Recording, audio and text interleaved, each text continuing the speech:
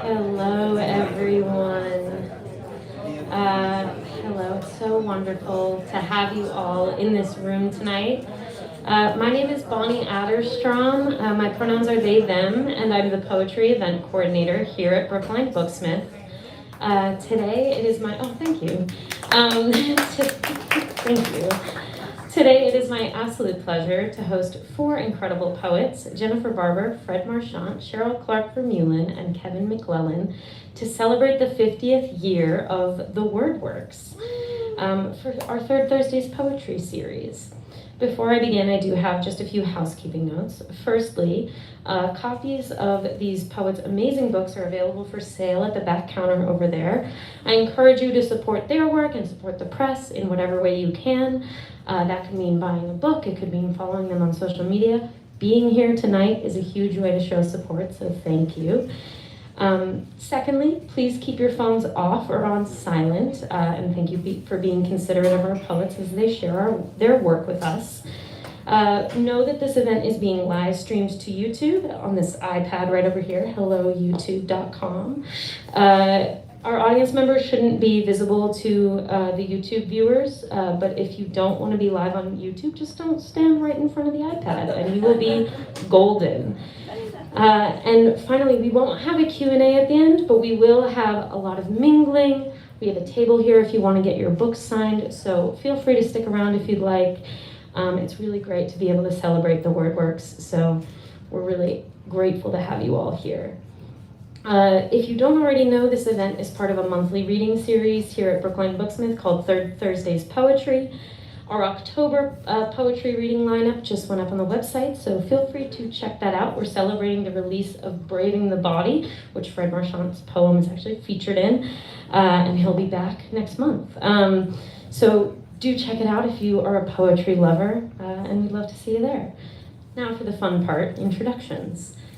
The Word Works was founded in 1974 by Deirdre Baldwin, Yolanda Gerritsen, and Paris Pacchioni.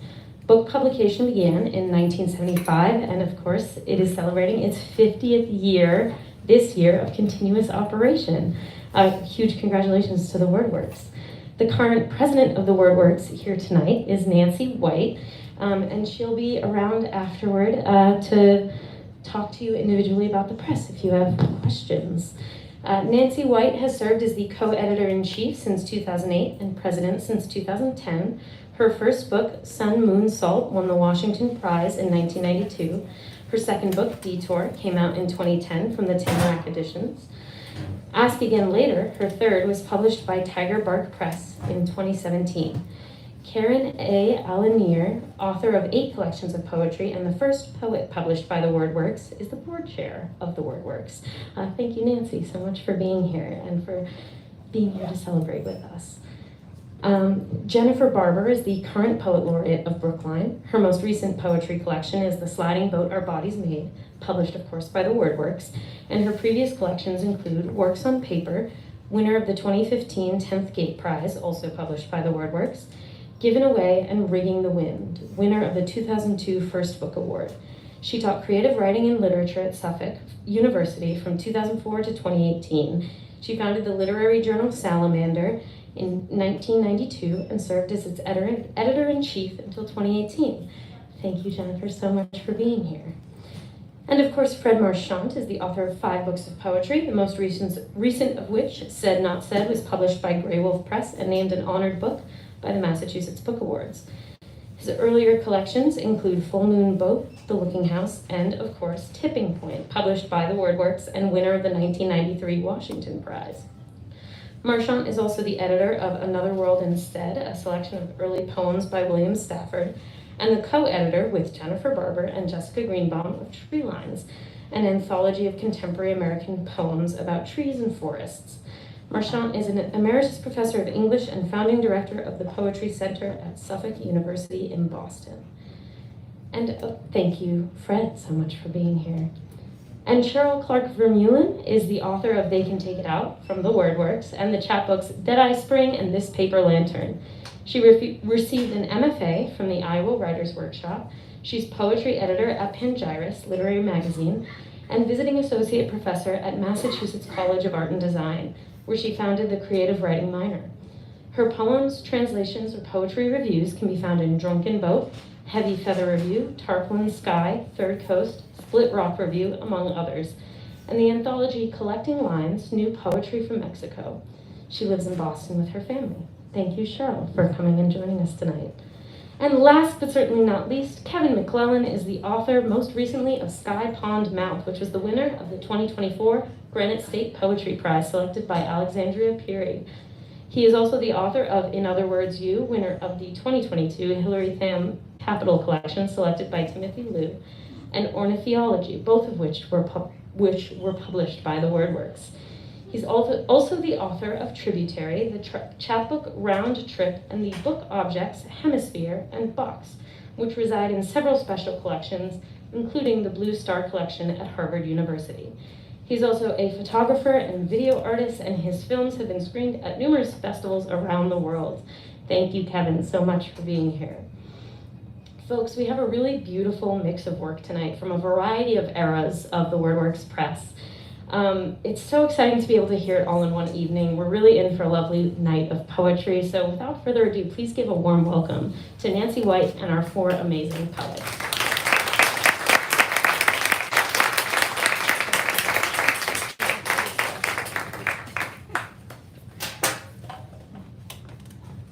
Hello. Wow, it feels like such a treat to have these Poetry Press siblings. I feel like I'm gonna read. This was my debut collection, so it feels very significant to be here tonight as well. The first poem is called October, which is upon us, so I thought it'd be appropriate. October. Children in droves were shuffling in their synthetics, lugging around sweets with their longevous souls. The young revelers could spy my dry nothingness, so I veered from them. Tonight, I babysit. Folding over books, she says, "You sit there and read. I will read here." In her story, purple, 1, 2, blue. In mine, a monster is put to bed on dry ice. Halloween, poison, blue in the face. I will eat a late night sandwich, revel in the moment when I get home. This is my hunger, to stroll along in love, and if my body swallows me whole, not to feel threatened.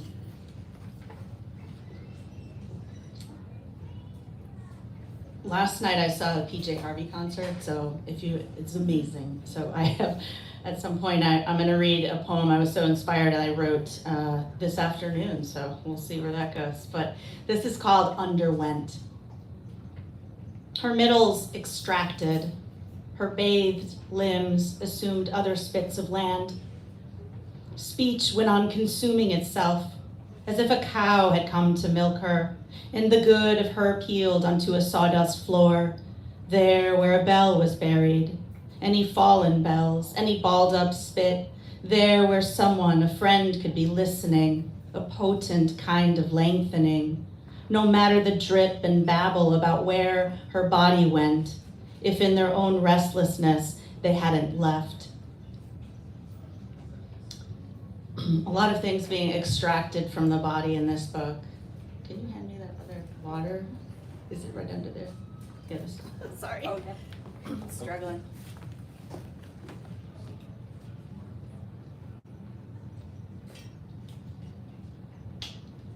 I never got to do that.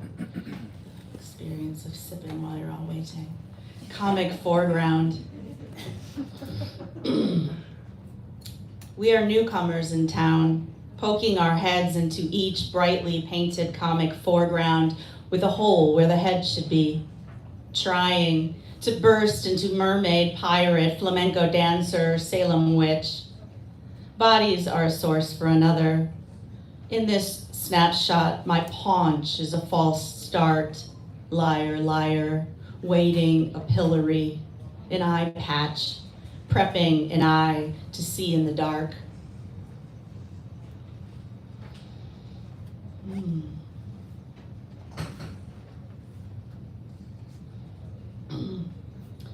I'm going to read just one section from a long poem that's in here called Thyroid and Other Matters. The children's hospital next door has full-time clowns.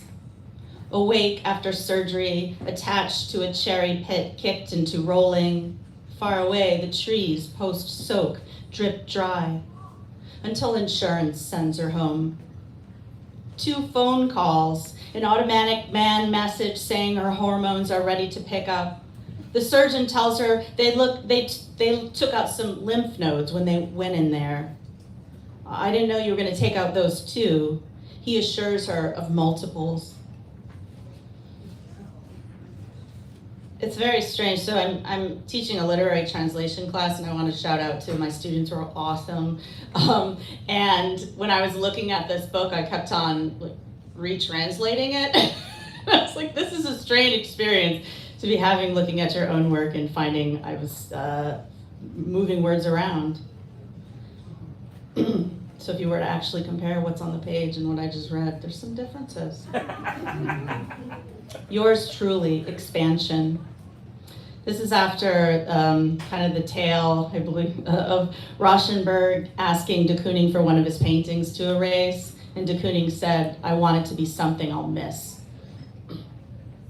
When Extraction was dressed up in Yours truly, Expansion, one by one, bear with me, little envelopes of twisted muscles flew out of my body, and I watched their gesticulations autographing the air. You are strangers, my lips move, I said. A sentinel tracing the signatures, absorbing them, I made difficult, pretty routine. Near a meadow there's a sign, do not mow. A meadow makes room for butterflies. Tell me the difference between field and meadow, emergency and its antonym. You could have fainted, my love later said. You are strangers, my lips move, I said again and again, words hundreds more. The woman I saw at the market was selling honey. She pointed to herself in a beekeeper suit. That's me, she said. Why should I believe her? And who was she there?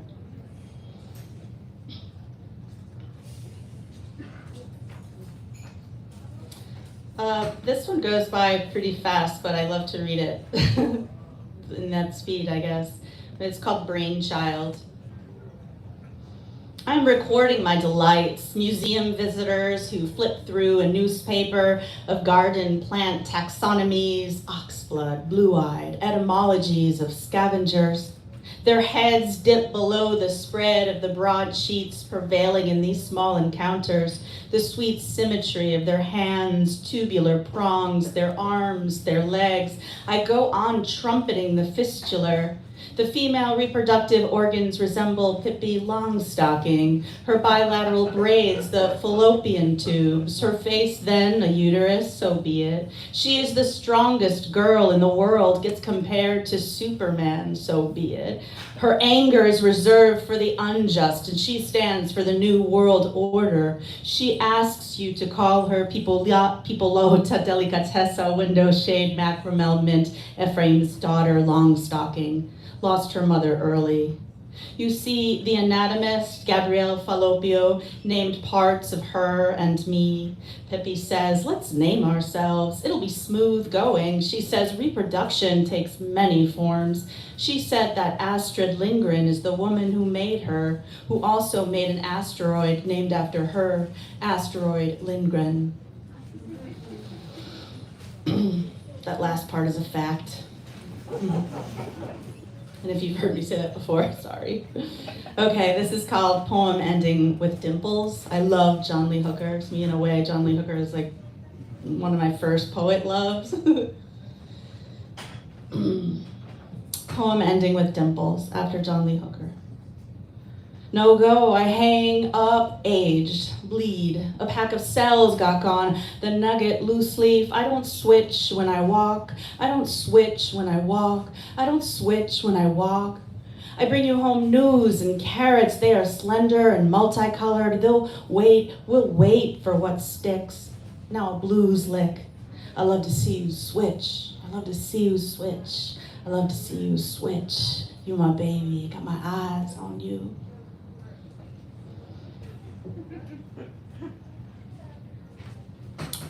On an estrogen bender. Try it out, it's cool. I eat an egg, oh, thank you for your laughter. I eat an egg salad sandwich, all of my heart and libido springing, people slurping their big gulps on a congested bus. The driver gifts us spaciousness, a greeting on our way out, like a parent says, "Don't forget your things." My bag strapped around me, securing a number I jotted down, a combination I couldn't commit to memory. One I'll have to repeat multiple times. I am wicked horny for someone beautiful. My husband is on the way in the truck, the cryogenic tank buckled into the passenger seat. I suppose they chat IUI style. We meet smiling in the lobby with no gargantuan chandelier. A nurse says my name and we roll with a whole slew of names, passing them and testing them on our abracadabra lips. I think maybe one more. Actually, hey, okay, choice. One more from the book or the one that I wrote in this notebook this afternoon? Here we go. This is called Live Streamed because that really freaks me out. The hybrid space, still not used to that even though some are. Live streamed. Love streamed. Left my key in the door. Is it the terror of your listening? The dubious self? The self with doobies. My son told me I laugh too much. I don't know how to survive without laughing. I'll go away any minute now. Give me some ground, I asked, the man who was ethereal. He drew a picture of an angel, circled negative space multiple times. What can I take away? What am I but a stone circle? On this street island, I sat inside that circle, held the rod through the center that braces emptiness. The minutes go and through me. The woman is still singing inside me, her hands that gathered from the ground which she tossed above, fingers splayed, the palm flashed. A child felt unloved, dangling there in the music hall, dark circles, the liveliness that was. Thank you.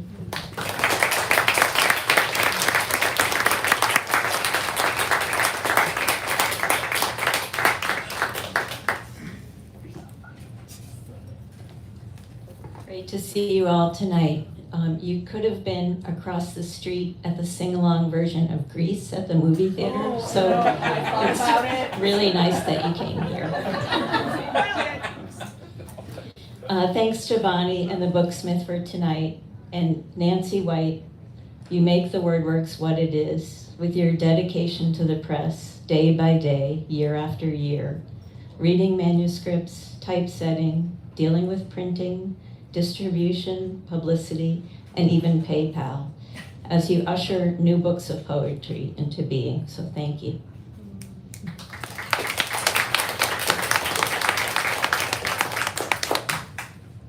This poem is called The Mourner. How's this sound? Is it popping or it's okay? I found 6 tea lights in a drawer and lit them all with a single match. The apples on the table glowed like lamps. I tried to hear the timbre of my father's voice. I thought of the creatures Ezekiel saw, half human, half animal, eyes all over their bodies, even their backs. I couldn't weep, so I didn't. Sometimes I cried out in my sleep.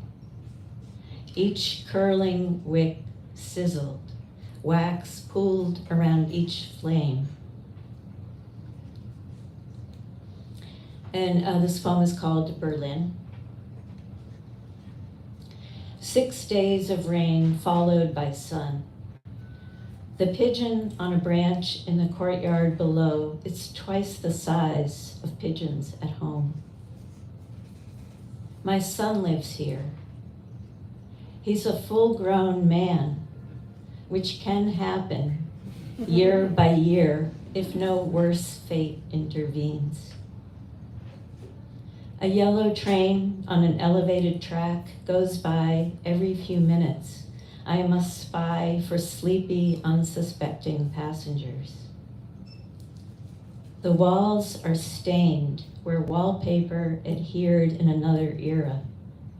The ceiling is high, the living room windows tall. Looking out is like looking up through a well of sky into more sky, where rain clouds gather themselves again. This next poem is not set in Brookline, it's Western Mass, Ashfield, and it's called Hilltown. You're walking along a road that climbs past a farmhouse, a field, another farm. No cars or trucks in driveways.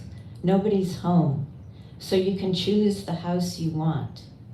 This one, a patch of Queen Anne's lace and 2 off-white horses in the yard, broad of back but plowless, wagonless. A yellow cat steps past you into the long grass. Your mouth opens as you eavesdrop on the trees in the wind's throat, their dry fricatives. Will a dog appear, barking like a fiend? If he does, don't listen. Don't forget you are traveler and lookout, prodigal, each turn in the road a place to leave.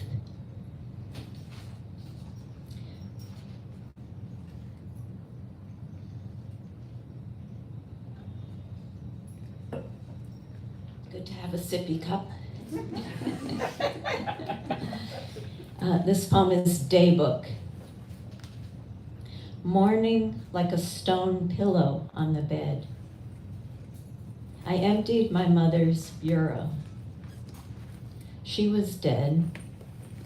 She was dead except in the dream where her empty bureau baffled her. There's a prayer that says, save us from who we try to be. Another says, the forget-me-nots are flowering. There's a path for thunder in the summer sky. There's a course for lightning. I gave away her bracelets, necklaces, an enameled peacock figurine. I gave away her kitchen table and chairs, the tomato-shaped pincushion, her favorite needle, her thread. There's a prayer that says morning, noon, afternoon, cloud cover, dusk. The cat's cradle tied between my hands in childhood, now a Jacob's ladder to the night.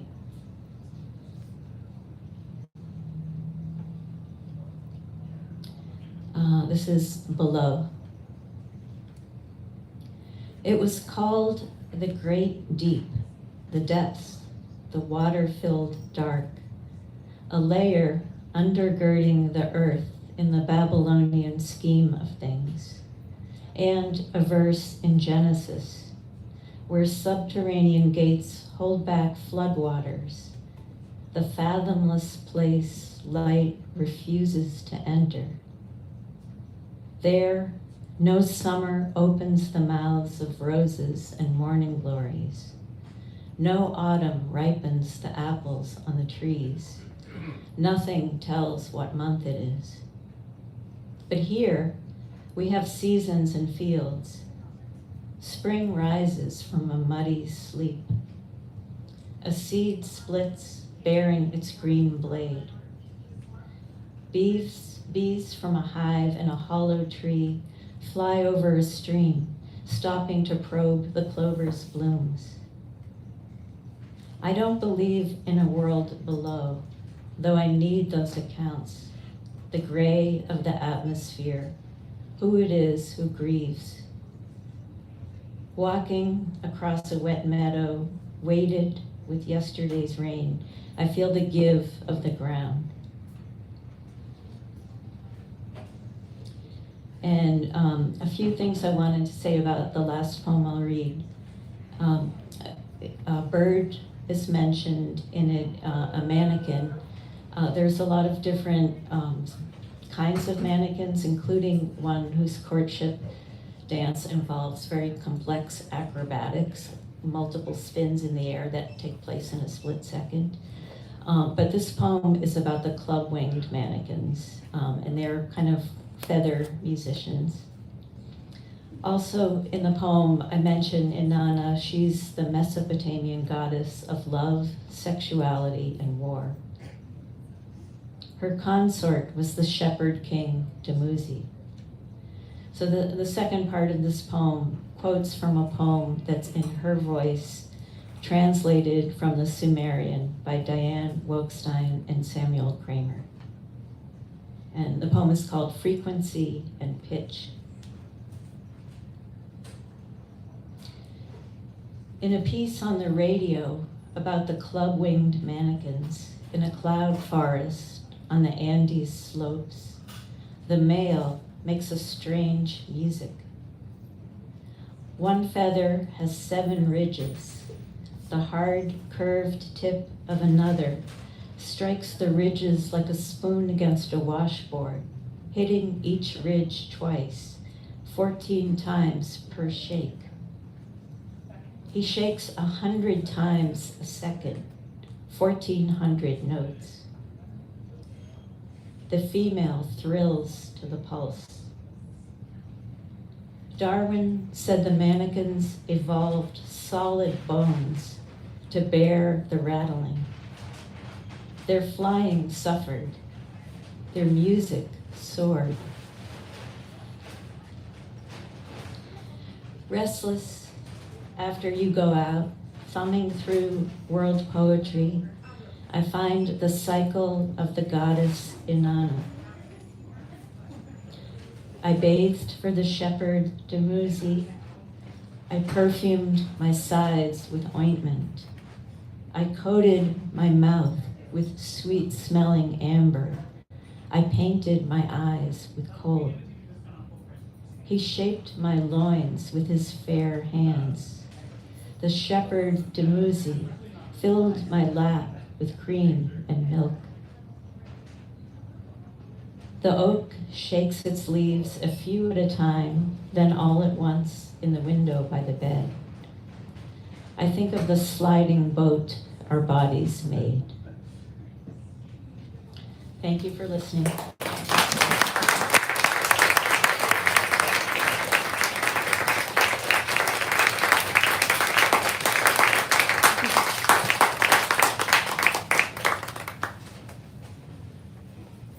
Thank you, Jenny and Cheryl, and Nancy White. Thank you, thank you, thank you. So good to see you.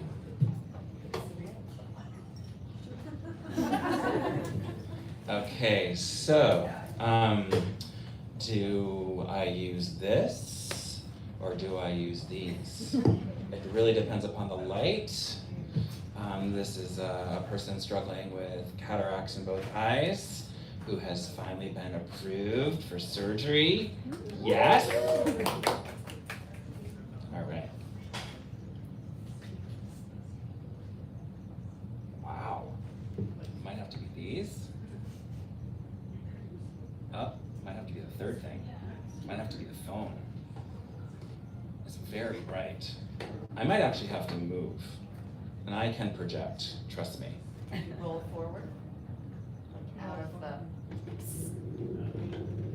Ooh, this might be better. Yeah. I think I need to use this. This is what I struggle with. I actually, my response to reading right now, I have like this Pavlovian response. It's like I don't even want to read, which is awful as someone who likes to write and read, right? All right, I'm gonna have to move. I will project. Oh, but there's that. There's that.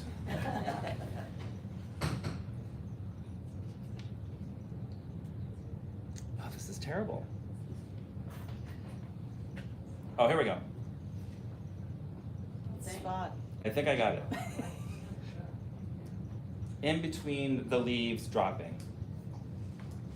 Yeah, I can't read. I'm gonna have to go over here.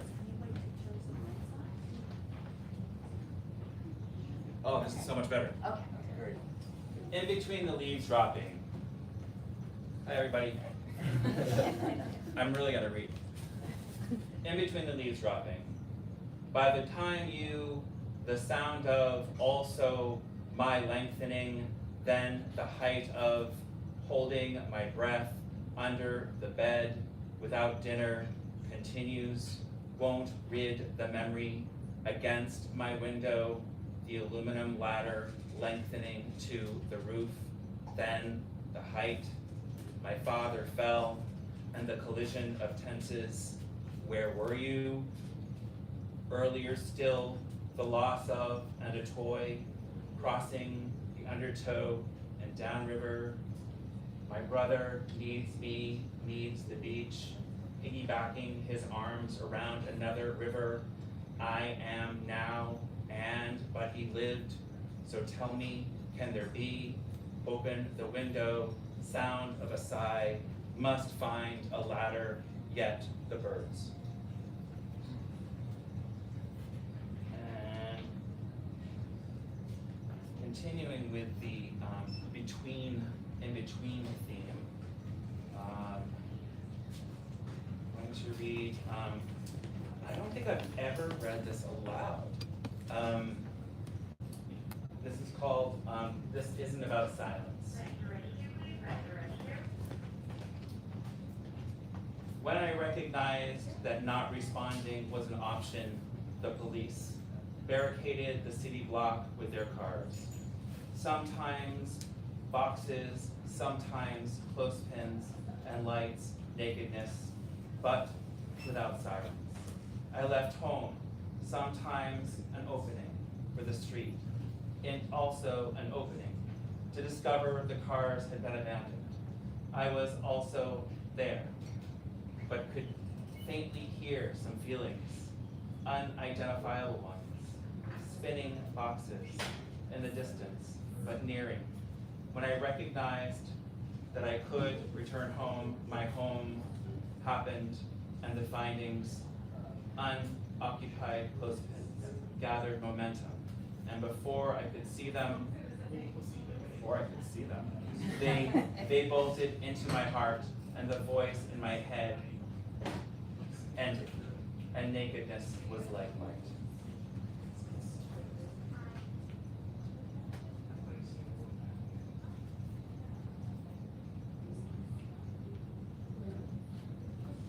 Lines and circles. I tell him that I miss him. He said, the kind of love only men know. This sets us apart. I am envious of balloons, but let them go anyway. My head is a honey locust tree. It erupts like thousands of tiny migrating birds. He said, we're never complete. I can't believe him because I saw a real bird land in a neighboring tree. This sets us apart. A plastic grocery bag is in my face. He laughs and I become angry. The neighboring birds fly away and I miss them. I want him to tell me, I miss you. It is as if I am my own species. More theology? You can take the mic with you. You can take the mic with you. Okay. Yeah, if you want. Is it better if I take the mic? It might be better for live stream. Okay. Yeah. Sorry, live stream. All right, let's do all of this. Navigate my eyes. I can do it. I can do it.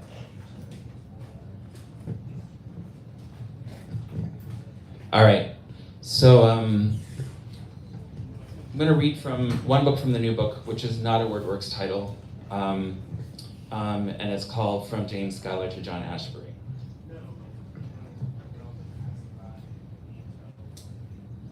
This is smaller type.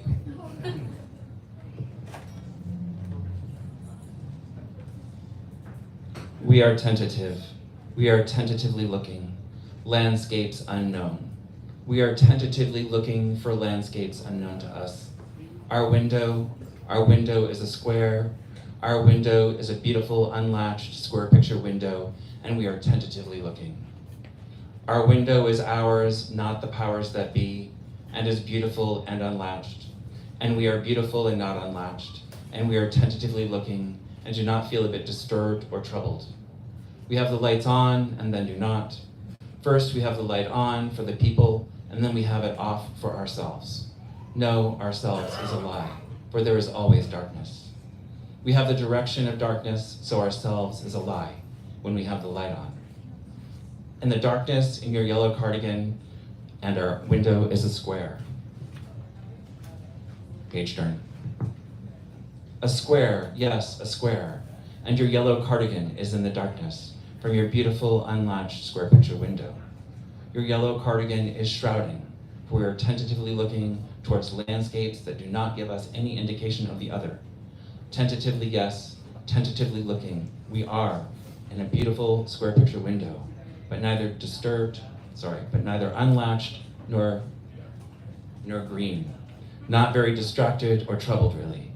We are merely tentative and can be seen with the lights on in the direction of darkness.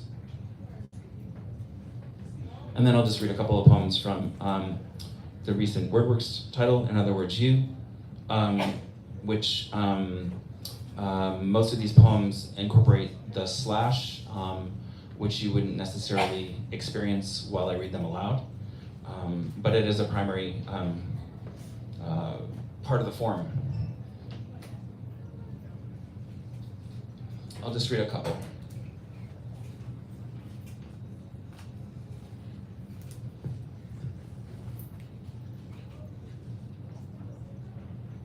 So weird how it has to be like the light has to be just perfect. Oh, here we go. Dialectical. A wheel and you stop turning. Death, a caught word. Your eyes, a window. Clouds wait for the first spring thunderstorm to clear the palette. Can't decide if you'll stay indoors. Seems premature to imagine the parsley missing ground. Summer's either a portal or a container. Yes, clouds. A turning word caught in the wheel looks you in the eye.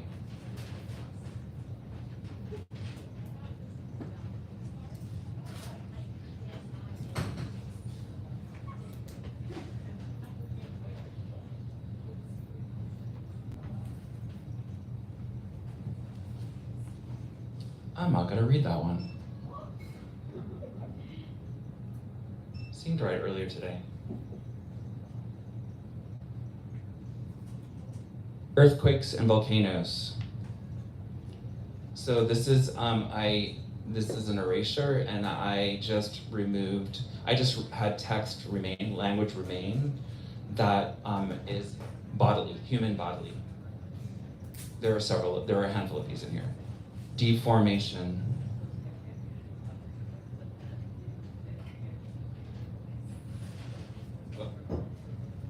Deformation. God, I can't read it. Deformation. An empty space is left to be filled. Weak, shaking, eruption, premature, heat transfer, other fluids within, thrust, allowing.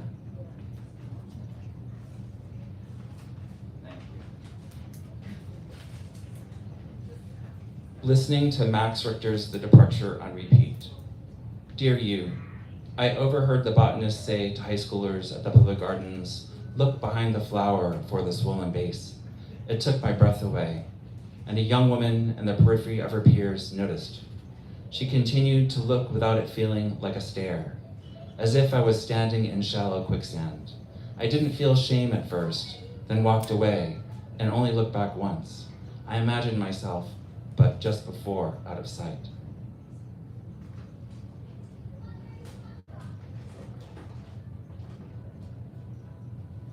I think I'll end there.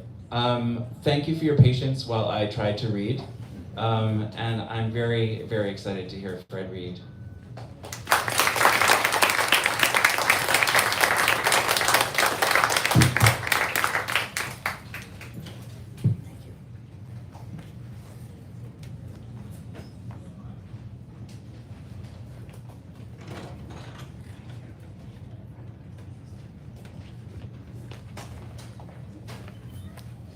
Just keep the bottle of water.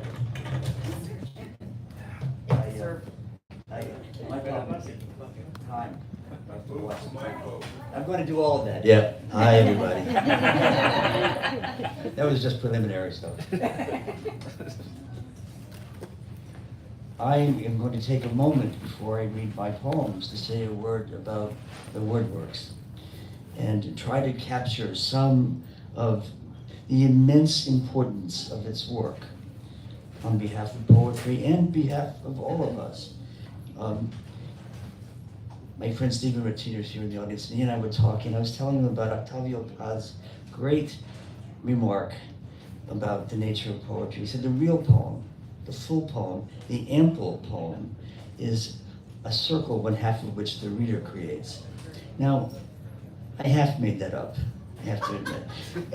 I half created that remark. But it's the right idea, that whatever a poem is, it's more than itself on the page.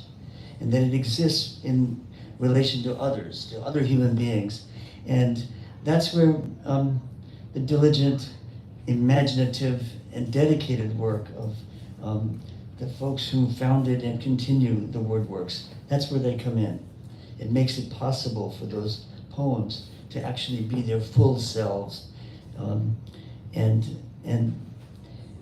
And last, I guess that's the word I was searching for, and last longer than just a moment of insight or delight in language itself. So, I want to thank some people. Karen Aligné is the oldest of the WordWorks founders that I met in 1992 or 3.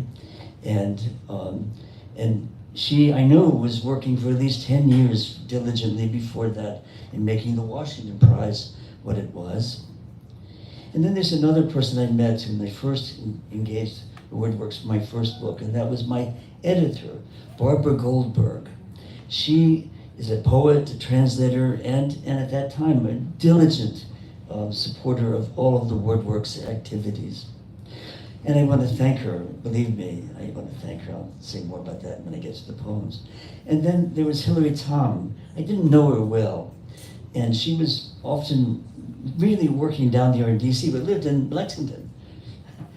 Go figure. But it was a sort of sign of actually how committed she was. And so I come then to Nancy White. We met each other on the telephone. She had won the Washington Prize the year before. And I called her up and said, how did it go? And she said, be careful. No, she said, you're lucky.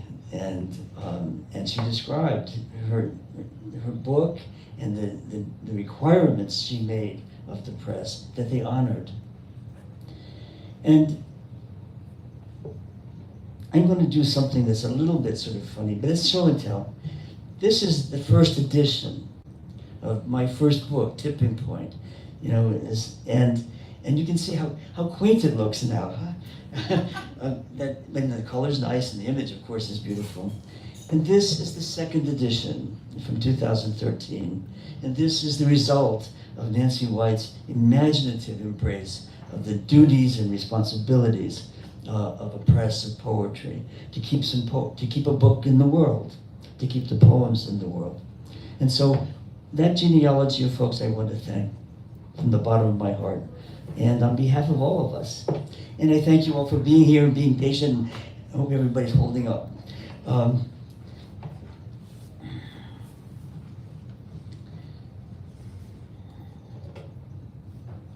say one more thing. So a note that I made. One more thing. Robert Frost said that a writer can write for himself, for herself, forever and ever and ever. But sooner or later, they have to be read. And he was 46 years old when his first book of poetry was published, and I was too. And I always took heart from that remark of his. Sooner or later, they must be read. And so we'll begin with that. I'm going to read some from Tipping Point, then I'm going to do a little bit of genealogy. Directions down. First, you will have to cross a talus slope, stretches of sphagnum and low-growth fern. a purple cluster of lupin. Then, down through the dwarfed evergreens, moss shrouded, miraculous to the touch, the bark smooth as new flesh. Hold on to whatever offers itself. Be thankful for the roots rising like knuckles and fists, and for the deadfall which will stop you should you trip. You might feel the impulse to linger a while, maybe to listen to the wood thrush, but the lights will be dimming, and there will be the knife edge, the shear drop, the stones unwilling to stand still and pass you on gently to the next. When you smell our cooking fires and hear our prayers mingling, we will know you are near. We may be feeling ashamed of the flaws you will find in us, of the mistakes we have made, of the crude place we have built for you to live among us. But we are a part of who you are, and we have been waiting a long time. We are glad now to see you. Oh, angel, landed, stay.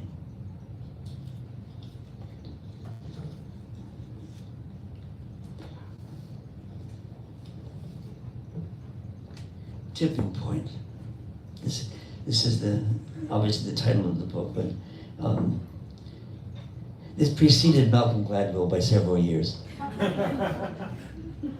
Tipping point. Actually, I should say a word about it. Well, I should just jump right into it. In 1970, I was a lieutenant in the Marine Corps, and I was leaving the Marine Corps. I was in Okinawa, stationed there, and I was leaving the Marine Corps as a conscientious objector.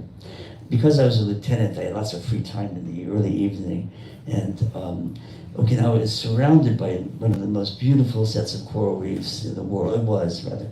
I'll say more about that in a second. And I would go out into the East China Sea for a snorkel to clear my brain as I was waiting to get officially discharged honorably, I will add, as a CO. Tipping point. Late blue light, the East China Sea, a half mile out, masked, snorkeled, finned. Rising for air, longing for it, and in love with the green knife-edged hillsides, the thick aromatic forests, and not ready for the line of B-52s coming in, low on the horizon, 3 airplanes at a time, bomb empty after the all-day run to Vietnam. Long, shuddering wings and predatory dorsal tail fins, underbelly in white camouflage, the rest jungle green, sorrel, as if a gecko had grown wings, a tail fin, and nightmare proportions. Chest deep on the reef edge, I think of the war smell that makes it back here. Damp red clay, cordite, and fear salts woven into the fabric of everything, not metal. Tarps, webbed belts, and especially jungle utes, the utilities, the fatigue blouses, and trousers which were not supposed to rip, but breathe. And breathe they do.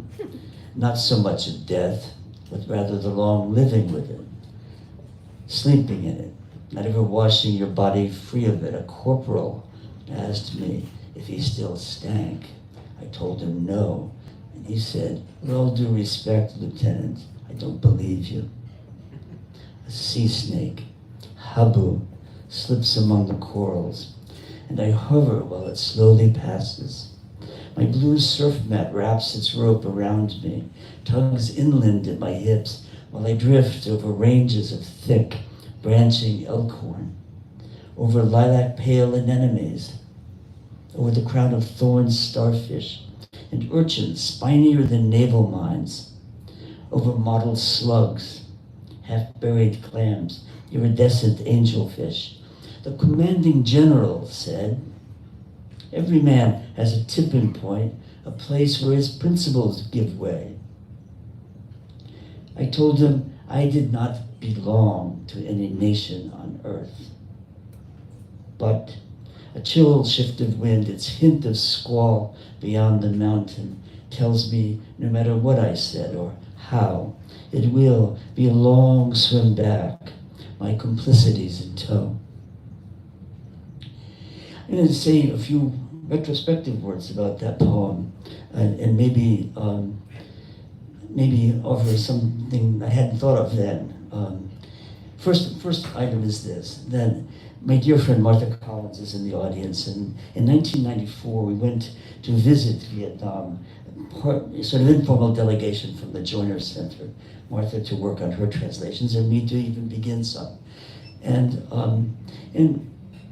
we ended up visiting several towns, cities, and we flew at night into Hue City in the middle of present-day Vietnam. And we were ushered into a meeting of the Artists Association. And sure enough, we were asked to read some poems, or at least recite something. And so I recited Tipping Point in the way Artists Association. And I can tell you, not in a million years when I wrote that poem, and I was living that part of my life underwater, did I ever think that I would be making that the ampler poem, of an audience, of Vietnamese artists. And so my deepest thanks goes out on behalf of all for that. And this is another sort of strange thing. History has its way of changing the meaning of poems. I now know that those coral reefs are under immense pressure. And now this becomes almost an elegy for what was there. Who knew? And it was sort of, when I was thinking about this reading, thinking, I have to say something now about the coral reef that I write about. And, I always thought, God, you really just enjoyed writing that too much. It was so much pleasure in itemizing that.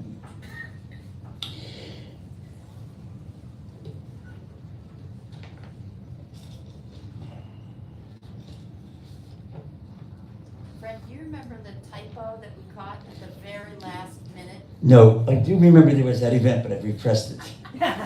What was it? When we did the second edition, it had to all be retyped up because it had been so long. Yeah.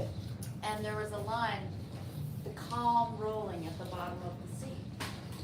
Only it had gotten typed up as the clam. The clam.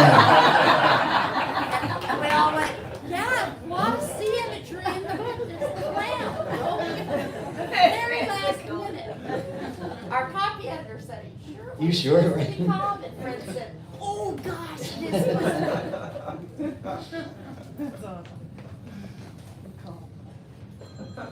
I'm going to read the last poem in Tipping Point, then I'm going to claim a genealogy to the present tense. The last poem in the book, this first book, is The Afterlife on Squaw Peak. And Squaw Peak is, Lake Tahoe, and where the superb community of writers has its workshops. And that, in fact, that poem was written out there in the early 90s. The Afterlife on Squaw Peak. No matter the machines with their silent flywheels and strange swinging young cables that helped you get here. No matter the mass of measurement and reason which the earnest have strapped to the summit. There is still the terrible loneliness of the next valley over to convince you with its quartz and granite flashing like ice and its meadow emptied of the human. Flower blossoms. Little trumpets of delight shudder at your feet. The shale you stand on is splattered with bright lichen. You join them by lying low out of the wind to look up the flower's name, Scarlet Penstemon. And you have that small but significant human pleasure of finally knowing. This high, you have trouble breathing and feeling sleepy. You find a place without thorns. Your eyelids tighten, and the wind carries voices that seem shaken, as if assembled at your sickbed. When you wake, you note how little seems changed. You perhaps wonder where you came from and why. You want to take off your clothes and mark where you've lain. Now the wind sounds out clearly and says, this is the mountain of forgiveness, and that the work will be to traverse the empty spaces with meaning. If those you love glimpse you, it will be in the form of a red-tailed fox crossing at dusk into the wood stand. And because they have loved you, they will watch as long as you let them. They will not harm you, so swears the wind, not this close to heaven. Now, you know, looking back those many years, I'm thinking, okay, what do I know about these poems? And then I'm going to read the poem that is, I think, maybe a title poem for the next book. And it is genealogically connected to all three of those. You may have that little memory and trace of a visitor in each of them. You know, there's the angel, and then there's the B-52, and then there's the red-tailed fox. This is called The Burning Road, and it has to have a little bit of a physical thing. There's a horizontal line at the top and at the bottom of the poem. So when I go like that, I learned this from Martha, actually. You have to do some symbols like this. When I go like that, I mean the line, okay? This is called The Burning Road.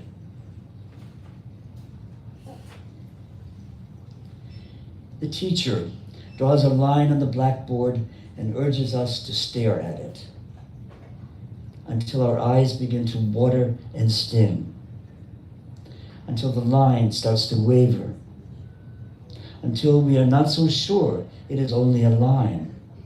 The teacher says the line is the world. Now close your eyes and erase that line.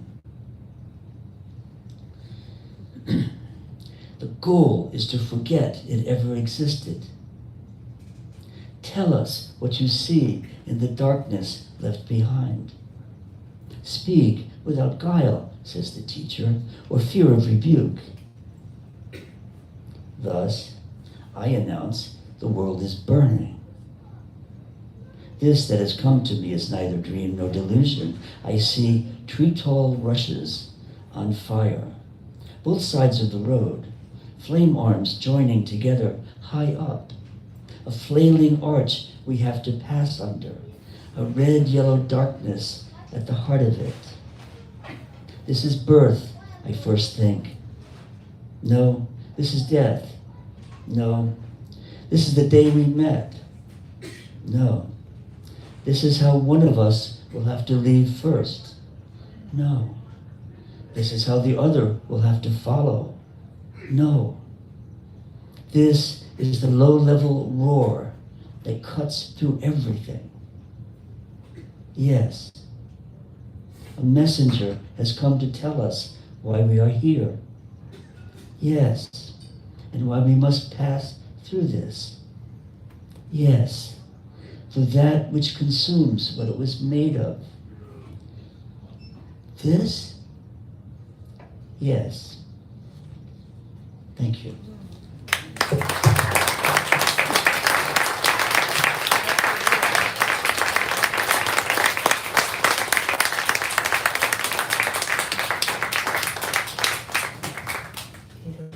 Thank you, Fred, of course, for closing us out. And thank you to all four of our amazing poets for sharing your beautiful work. Kevin, Cheryl, Jennifer, and Fred. This was wonderful. And of course, thank you to Nancy White for bringing their books into the world. And last but certainly not least, thank you to our audience for making this such a special event. It's really wonderful to have you. Let's give one more round of applause for yourselves and these wonderful poets.